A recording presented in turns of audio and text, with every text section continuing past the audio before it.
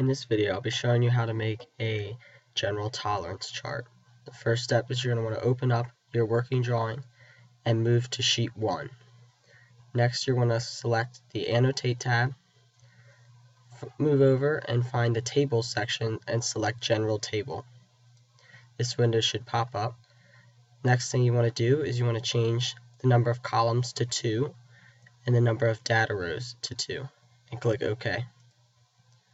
This blue window represents your table. You're going to want to move it to where you want your table to end up. I'm going to put it up in the top left corner. I suggest you do so as well. As you can see, this table doesn't look anything like what we want. So what we're going to do is we're going to double click on the table and get the table window. The next thing we want to do is we want to edit the column title. Click on column 1 and then right click. Scroll down to Format Column.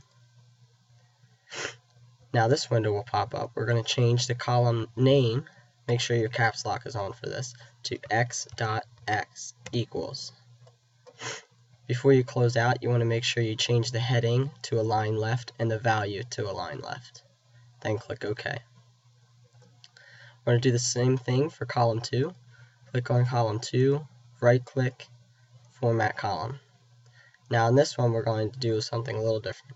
We're going to add a plus, minus, decimal 0 to 0. Again, we're going to want to align left and align left. Now these bottom 4 boxes you can edit just like you would in Microsoft Excel. So the one right under our first x.x, we're going to add another decimal place, so it will come out as x.xx equals. The third and final box will be x.xxx. That's 3 decimal places. Now we're going to want to set these tolerances. For the one right under 0.020, we're going to make it plus minus 0.010. And the smallest one will be plus minus 0.005. If you click OK, you'll see your table, but you'll notice it doesn't have a title. So to fix that, we're going to double click on the table and come up to Table Layout.